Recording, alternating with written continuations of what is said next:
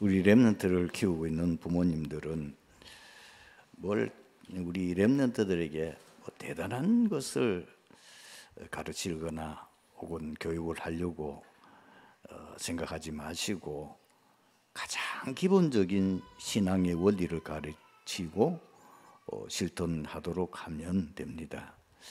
잠언 22장 6절에 보면 마땅히 행할 길을 아이에게 가르치라. 그리하면 늙어도 그것을 떠나지 아니하리라. 역사상 가장 빛의 경제의 축복을 받은 사람을 꼽으라면은 록펠러를 꼽을 수가 있습니다. 록펠러가 어떻게 그렇게 하나님으로부터 빛의 경제를 우리가 상상을 초월할 만큼 응답을 받을 수 있었을까? 간단합니다. 어머니가 어린 록펠러에게 신앙 수칙 10가지를 실천하도록 한 겁니다. 그것을 록펠러가 실천했는데 우리의 상상을 초월할 만한 하나님의 큰 응답을 받았습니다.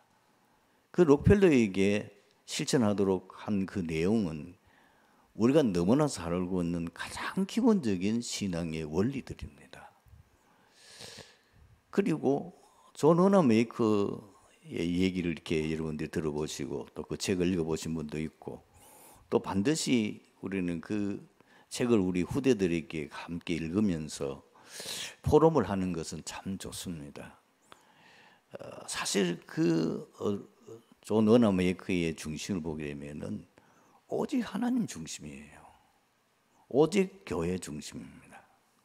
모든 것을 그 우선순위로 존 워너 메이커의 그 얘기를 이렇게 들어보면은 단 한마디로 성경에 어디를 우리가 들 수 있냐면은 마태복음 6장 33절입니다. 너희는 먼저 그의 나라와 그 일을 구하라. 그리하면 이 모든 것을 내가 너희에게 더하여 주시리라. 사실 그 말씀이 증인입니다. 대단한 거 아닙니다. 존 워너 메이커가 어릴 때에 예배당이 굉장히 허술했던 것 같아요.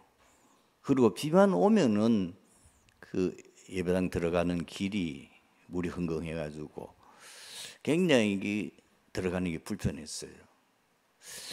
그걸 이 어린 록펠러 존 워너 메이커가 보고는 자기가 지금 돈이 없잖아요. 할 수 있는 부분이 없는데 어떻게 해가지고 자기가 이 아르바이트 하듯이 해가지고 돈이 생긴 대로 벽돌을 한 장, 두 장 사가지고 그것을 마당에 깐 겁니다.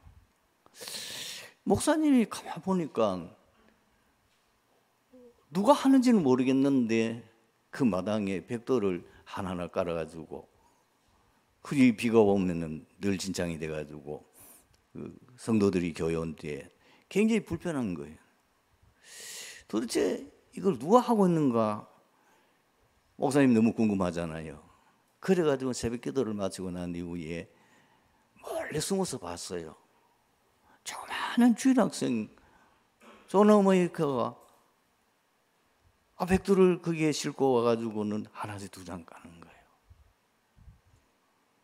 너무 감동이 돼가지고 그 다음날 주일날 이 사실을 성도들에게 설교하면서 증거했는데 온 성도가 감동을 받아가지고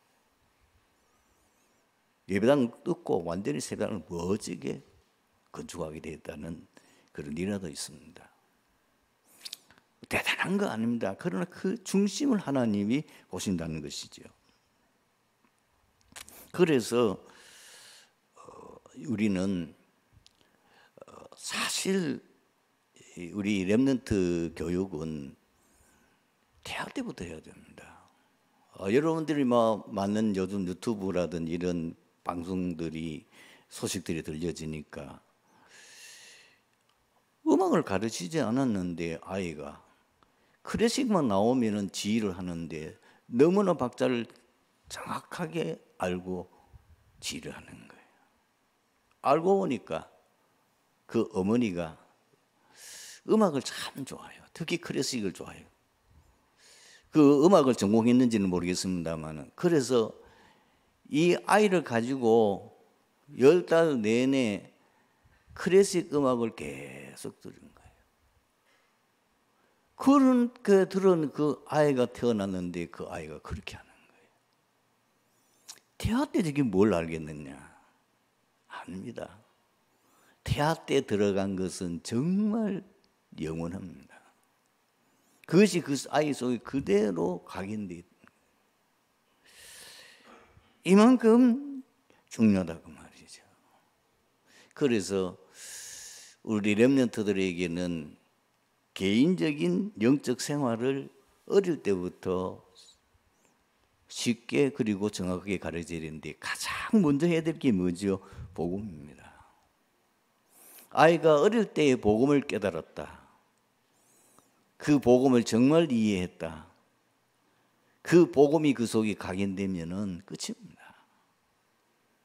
그리고 어릴 때부터 성경 말씀, 이것이 얼마나 중요한지 그걸 이해를 시키고 그 말씀을 늘 부모님이 얘기를 해주고, 부모님들이 아이들에게 얘기해 줄 때 다른 얘기할 거 없어요.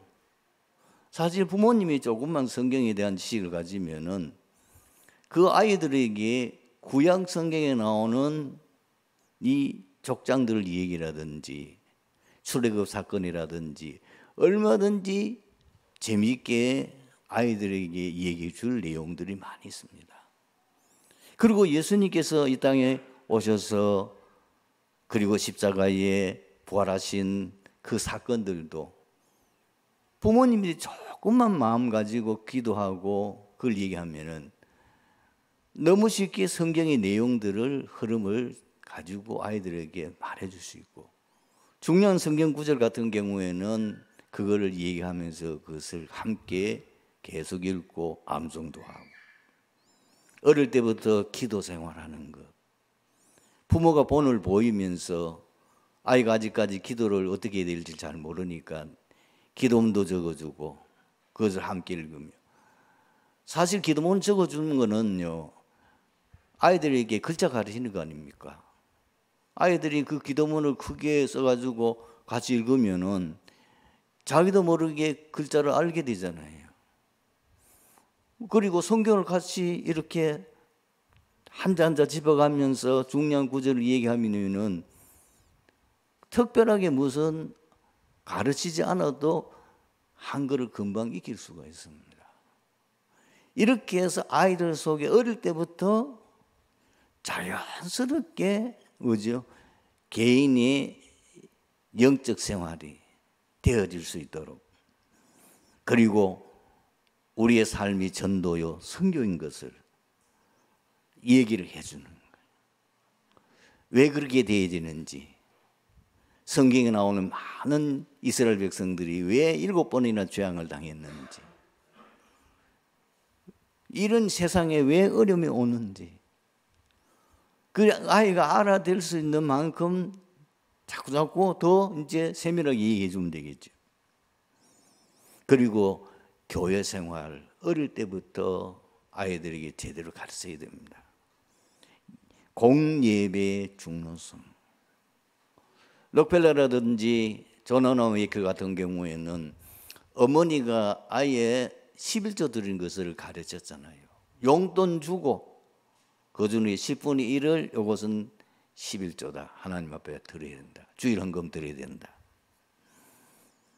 어떻게 교회를 섬기고 봉사해야 되는지 어릴 때부터 교회의 중요성이 무엇인지를 아이 속에 딱 뿌리 내리도록 만들어주는 거예요. 이런 것들이 자연스럽게 몸에 익혀지고 어디 거기 녹아내리는 이런 일이 일어나죠. 그리고 이제 기독교인들이 이제 가장 실수하기 쉬운 부분이 뭐냐면은 사회생활이거든요. 이런 부분에서 사실 지금 많은 기독교가 복음 전하는 일에 방해되는 것은 다른 원인이 아니고 신자들의 사회생활의 문제 때문에 그렇습니다. 신자들이 성경의 원리에 따라서 성경이 말하는 그 원리를 그대로 삶으로 실천하면은 굉장하거든요. 잠언이 31장으로 되어 있어요. 그래서 어떤 목사님은 아이들에게 매일 한 장 잠언을 읽게 하는 거예요. 오늘 7월 며칠입니까?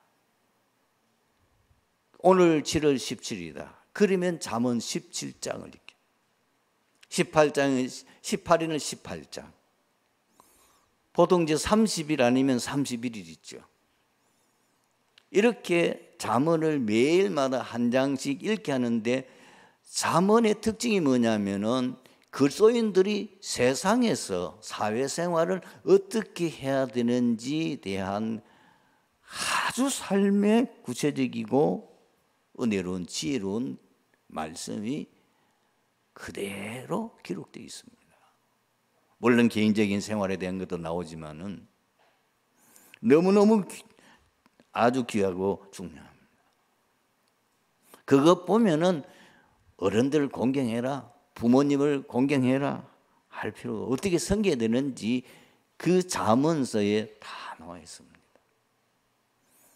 그러니까 자연스럽게 어릴 때부터 이것을 가르치게 되면은 아이들이 어릴 때 들어간 거는 거의 한 번 들으면은 거의 각인 수준이 되거든요. 그것을 계속 들었다 뿌리내리죠. 나중에 그것이 체질이 되어집니다. 그러니까 늘 어릴 때부터 이렇게 신앙생활하는 분을 부모들이 본을 보이고 또 그렇게 자기가 자녀들에게 가장 기본적인 것을 가르쳐 놓으면은 중년 때에 말씀이 떠올라요. 그리고 중요한 문제를 만날 때마다 부모님들이 어떻게 신앙생활을 하는 것이 깨달아지는 거예요. 아, 이때는 부모님이 이렇게 하셨지. 그리고 교회에서 중요한 일을 할 때마다 어떻게 하는지 자연적으로 교회의 이 복음 문화가 자기에게 젖어들어 버리는 거죠. 이것이 제대로 안 되니까 아이들이 사회 나가면은 거의 세상 문화 속에 빠져버리고 신앙 다 팔아버리고 거의 불신자 비슷한 수준으로 이래 되니 불신자들에게 조롱거리게 되어버리잖아요. 사실 지금 기독교가 왜 세상 사람들에게 조롱거리가 되고 왜 지탄거리가 되느냐? 기독교가 필요 없다. 왜 이런 일이 일어나게 됐냐면은 지금 기독교인들의 삶을 보게 되어질 때에 그렇게 말할 수밖에 없는 상황이 오게 된 거예요. 이 모든 것이 어디서 문제였냐면은 어릴 때부터 제대로 신앙 교육을 잘 했으면은 그대로 그것이 되어지고 그대로 응답받게 되고 성경이 말하는 그대로 실천하는 삶을 사니까 성경 그대로 말씀이 성취되는 증인이 되는 거죠. 대체로 우리 부모님들이 여러 가지 지금 현실적으로 어렵고 뭐 할 일도 많고 이러다 보니까 자칫하면은 이걸 놓치는데 뭐 어떤 사람이 이렇게 생각할 수도 있습니다. 너무 어린데 뭐 너무 안쓰럽기도 하고 뭐 아직도 아이들이 말도 잘 알아듣지도 못하고 혀도 잘 안 돌아가는데 꼭 그렇게 할 수 있는 필요가 있느냐. 그러나 나중에 이스라엘 역사를 보라니까요. 결국은 후대들에게 이 복음에 대한 비밀과 신앙의 가장 기본적인 것을 제대로 전달 안 했을 때에 그 이스라엘 백성들이 너무나 비참하게 7번이나 재앙을 당할 수밖에 없었다는 것. 이걸 우리는 성경을 통해서 우리 교훈으로 삼고 우리 자녀들에게 제대로 어릴 때부터 신앙교육을 하는 것이 정말 필요하다는 사실입니다. 본문의 배경을 보면은 예수님께서 안식일에 한 바리새인 지도자로부터 식사 초대를 받아 식사하시는 곳에서 말씀하신 것입니다. 예수님이 일행 외에도 상당히 많은 사람들이 함께 식사 초대를 받았던 것으로 추측이 됩니다.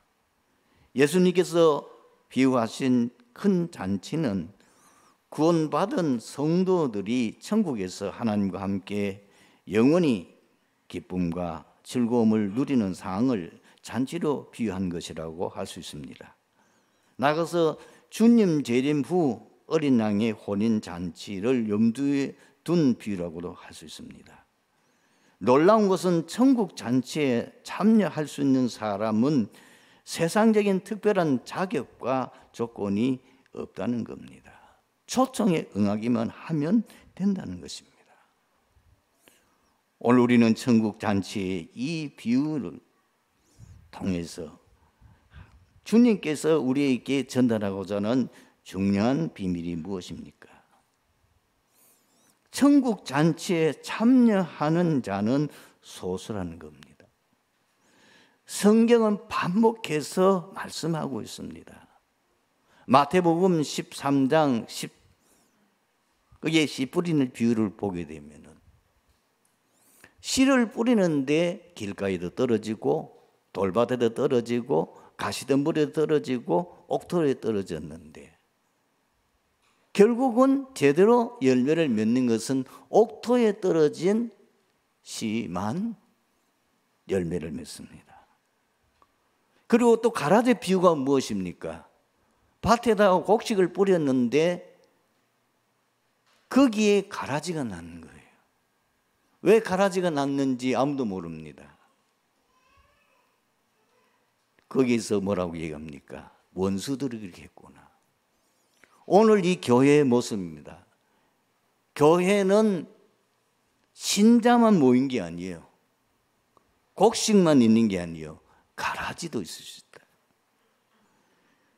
그래서 마태복음 22장 14절에 혼인잔치에 대한 비유를 예수님이 말씀하셨는데 그 혼인잔치에 초청되는 많은 사람들이 모였습니다.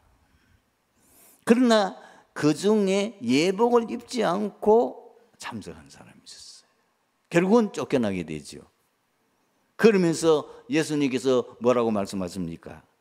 청함을 받은 자는 많되 택함을 입은 자는 적으니라. 이유가 뭐지요? 천국 잔치의 참여자는 하나님의 절대 주권에 달려 있는 겁니다. 오늘 이 말씀은 쉽게 말하면 우리가 현장에서 복음을 전했는데 왜 전도의 열매가 적습니까? 지금 복음 들으라고 초청하잖아요. 잔치는 다 큰 잔치, 완벽하게 맛있는 음식을 다 준비해 놓고 종들을 보내가지고 그 동네에 있는 모든 사람들을 초청했는데 다 사양하고 안 오는 거예요.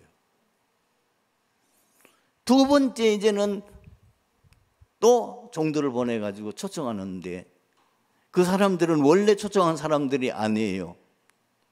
그야말로 허접한 사람들을 초청했는데 그 사람들을 다 참석해. 그래도 자리가 있단 말이에요.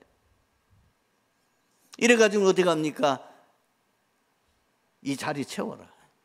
그리고 산울로 온 들로 다니면서 거기 있는 사람들 강제로 거기다 참여하게 했다는 그 얘기가 뭡니까? 왜 천국 잔치에 거기 참여한 사람이 적습니까? 겉으로 보기에는 모든 사람들이 참여할 수 있도록 초청하는 것 같지만은 그러나 거기에 참여하는 그 숫자는 하나님의 절대 주권에 있기 때문에 그래요. 그래서 사도행전 13장 48절이 뭐죠? 영생 주시기로 작정된 자는 다 믿더라. 지금 바울이 선교하는 그 현장의 모습입니다. 많은 사람들이 복음을 전했지만은 그 사람들이 다 복음을 받아들인 게 아니고 영생을 주시기로 작정된 자만 복음을 받아야. 빌보 지역에서도 마찬가지죠. 사도행전 16장 14절에 보니까 많은 여자들이 같이 바울이 전하는 복음을 들었는데도 불구하고 그 중에 한 사람이 복음을 받게 되는데 성경은 이렇게 기록하고 있습니다. 주께서 그 마음을 열어 바울의 말을 따르게 하신지라. 그게 누구죠? 루디아입니다. 다 들어도 주께서 그 마음을 열어. 하나님의 특별한 은혜와 성령의 역사가 아니면은 복음을 알아들을 수가 없어요. 왜 그런지 에베소서 1장 4절 5절에 말씀하고 있습니다. 곧 창세전에 그리스도 예수 안에서 우리를 택하사 우리로 사랑 안에서 그 안에 거룩하고 흠이 없게 하시려고 그 기쁘신 뜻대로 우리를 예정하사 그랬어요. 구원받을 자는 이미 창세전에 예정되어 있다는 거예요. 다 예수 믿는 게 아니고. 그래서 그리스도 예수로 말미암아 자기 아들들이 되게 하셨다고 말씀하고 있습니다. 여러분, 전도하기 힘들다. 힘든 게 아닙니다. 왜 전도하기 힘들다 그러면요, 복음을 전도 아무도 안 받는다고 말이에요. 나는 정말로 기도하고 열심히 준비해가지고 내 세를 준비해가지고 내 있는 정말 간절한 마음으로 복음을 주는데 거의 복음을 안 받아. 그러니까 마음에 막 시험이 들 수 있죠. 전도하는 것이 힘들다. 많은 전도자들이 우리의 약심, 그래서 낙심하게 되어진 거죠. 분명히 아셔야 됩니다. 복음을 듣는다고 전한다고 다 받는 게 아니에요. 하나님이 은혜 주신 자만이 그 복음을 받을 수 있다는 사실을 기억하세요. 복음 안 받아도 여러분 전혀 낙심할 필요 없어요. 그것 때문에 여러분 시험 들 필요도 없어요. 왜 그렇습니까? 에베소서 2장 8절 9절에 보니까 너희가 그 은혜를 인하여 믿음으로 말미암아 구원을 받았으니 이것이 너희에게서 난 것이 아니요 하나님의 선물이라. 행위에서 난 것이 아니니 누구든지 자랑하지 못하게 하려 함이라 그랬습니다. 여러분, 복음 전하면서 사람을 판단해서는 안 돼요. 그러나 반드시 사람을 분별할 수 있는 지혜는 필요합니다. 사람의 마음의 밭은 이미 씨 뿌린 비유에서 나왔어요. 길가밭 강팍한 사람이 있습니다. 복음에 씨앗도 안 먹힌 사람이 있어요. 당연히 있을 수 있어요. 그리고 돌밭, 굉장히 그 마음 상태가 감정에 좌우되는 사람. 현장에 보면 이런 사람 너무 감정이 달라, 막 좋으면 확 좋다고 하다가 갑자기 사람이 또 돌변해가지고 막 자기 마음에 안 들면 또 막 사람이 달라지는 이런 심령의 상태에 있는 사람들이 있어요. 이런 사람들에게 복음이 들어가면 어떻게 될까요? 좋을 때는 막 일하다가 안 좋은 일이 일어나면 금방 배신하거든요. 예수 믿다가 교회 그만둔 사람 많이 있습니다. 이런 사람들이에요. 그런가 하면은 가시덤불에 떨어진 씨도 있어요. 가시덤불 같은 마음밭이 있는데 이 사람은 교회를 꾸준히 다니고 하는데 결실 못해요. 왜냐하면은 세상 것 때문에. 재리와 육신의 욕심과 이런 것에 앞에가지고 결국은 결실하지 못하는 사람도 있어요. 예수 믿어도 너무 세상적인 사람이 있어요. 예수 교회 다니는데도 너무 육신적인 것만 추구하는 사람이 있어요. 그 사람은 우리가 정죄해서는 안 돼요. 판단해서는 안 돼요. 그러나 분별해야 돼요. 뭐죠? 아, 저 사람은 열매 맺기 어렵겠구나. 그런가 하면 소수이지만 뭐죠? 옥토 같은 마음, 말씀을 그대로 받아들이고 그대로 순종하고 그대로 실천하고 이런 사람이 있습니다.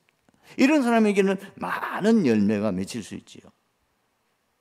그리고 예수 믿는 사람도 신앙의 색깔도 우리가 분별해야 됩니다. 마태복음 16장 13절에서 20절 말씀 가운데 예수님이 제자들을 보고 세상 사람들이 나를 누구라 하느냐. 거기에서 나온 무엇이요? 전부 다 이 복음을 잘못 말하고 있는 거예요. 세례왕 같습니다. 율법주의. 그리고 엘리야 같습니다. 신비주의. 또 그리고 예레미야 같습니다. 박해주의. 선지자 중에 하나 같습니다. 뭐요? 종교적인 생활. 신앙생활이 종교 수준이밖에 안 돼요. 그러니까 기복적인 신앙이나 그렇지 않으면 어떤 세상 종교인들이 하는 뭐든 열심히나 뭐 하면 되는 줄 아는 그런 신앙.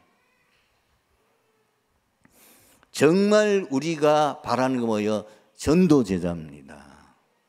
그냥 제자가 아니고 복음을 전하는 전도 제자. 복음을 제대로 깨달은 사람은 복음을 전할 수밖에 없고 전도 제자의 삶을 살 수밖에 없는 거죠. 이런 것을 우리가 절대로 우리가 정죄하거나 판단해서는 안 되지만 분별을 할 수 있어야 돼요. 그러면은 뭐죠? 많은 사람들이 복음을 들었는데 그 복음을 들은 사람 가운데에 한 4분의 3은 아예 복음을 거부해. 그 중에 복음을 받은 사람도 보니까 어떠지요? 이게 올바른 오직 복음이 아니에요. 율법주의, 신비주의, 또 그리고 박해주의, 종교 수준이라 기복신앙, 종교인들이 신앙생활하는 그런 수준의 사람도 있을 수 있는 거예요. 당연하다고 봐야 되죠.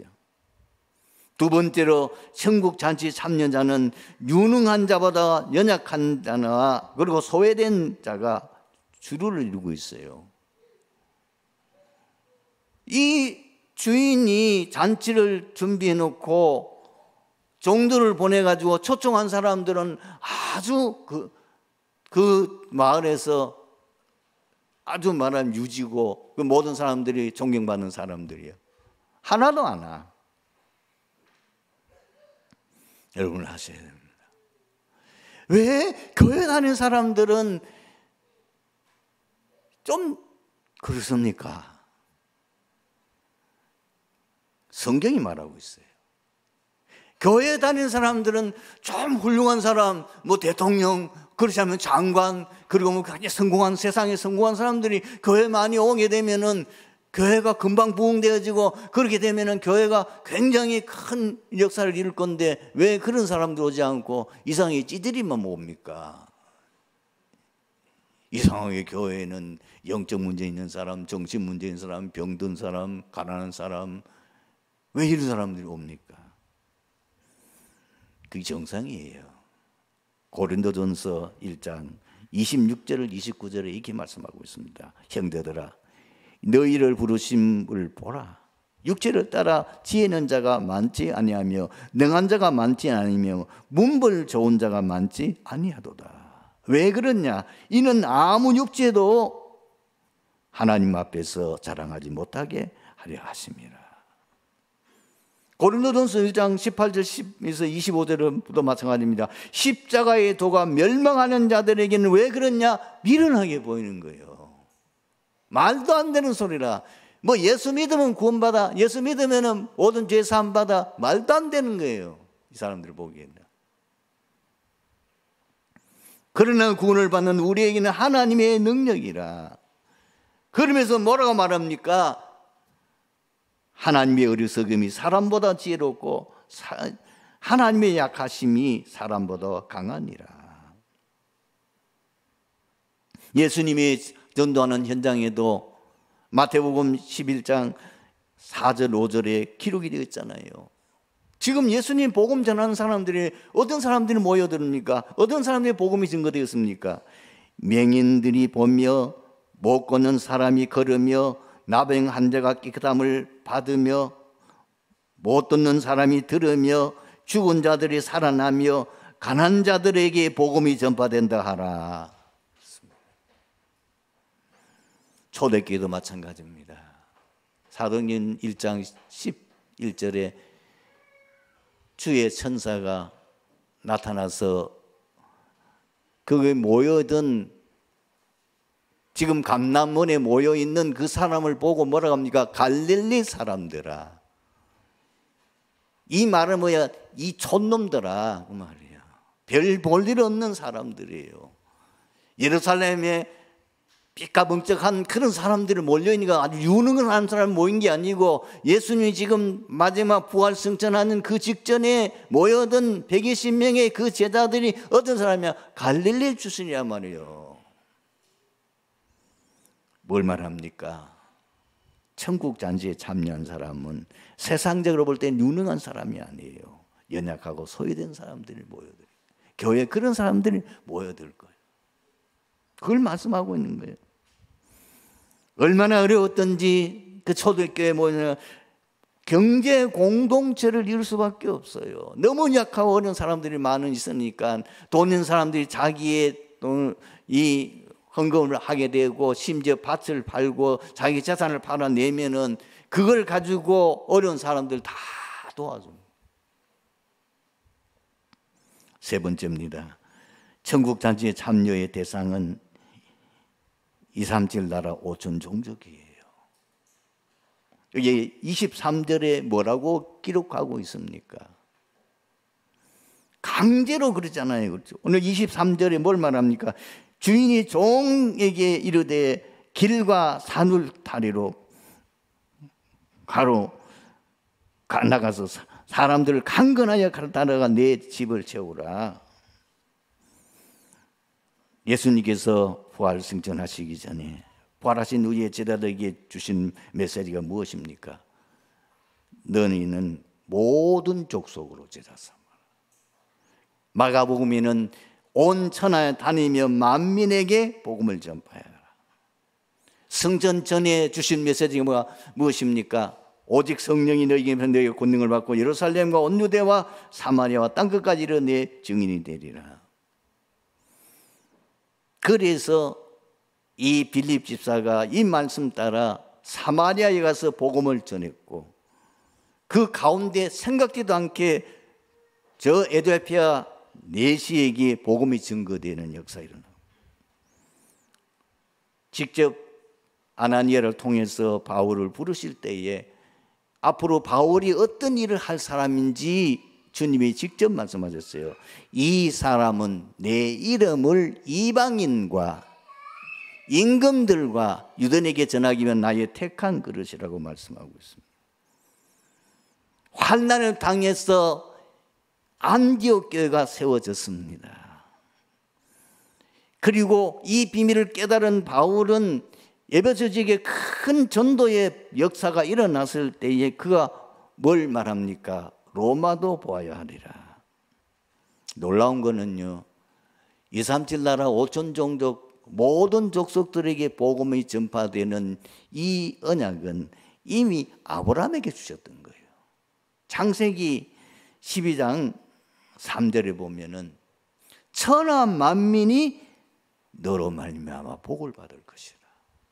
그 말씀을 또 창세기 18장 18절에 마무리 상수리 나무의 그 장막에 거할 때에 주의 천사가 나타나서 또 이 말씀을 하셨어요. 그리고 모리아 산에서 또 천사가 나타나서 역시 이 말씀을 말씀합니다. 오늘 말씀의 결론입니다. 모든 성도가 항상 기억하고 실천할 것이 무엇입니까? 하나님의 소원입니다. 하나님의 소원이 뭡니까? 하나님은 모든 사람이 구원을 받으며 진리를 아는 데 이르기를 원하시느니라. 그래서 전도에 올인하는 것. 항상 우리는 뭘 생각해야 됩니까? 복음 전할 생각. 우리의 기도 제목이 무엇입니까? 복음 전하는 기도. 어떻게 하면 내가 전도 선교하겠습니까? 우리가 훈련받는 것도 이것 때문에 훈련받고, 우리가 모든 준비하는 것도 이것 중심으로 준비하고, 우리는 어떤 것을 우리의 진짜 기도 제목을 삼아야 되느냐? 마태복음 6장 33절 증인입니다. 내가 오직 복음 전하는 일에 내 생을 들였더니 하나님이 모든 것 주시더라. 이게 마태복음 6장 33절입니다. 너희는 먼저 그의 나라와 그 일을 구하라. 그리하면 이 모든 것 내가 너희에 주시리라. 그 말입니다. 오직 우리가 복음 전하는 일에 내 생을 드리고 그 일을 위해서 내 모든 걸 헌신했더니 하나님이 모든 것 주시더라.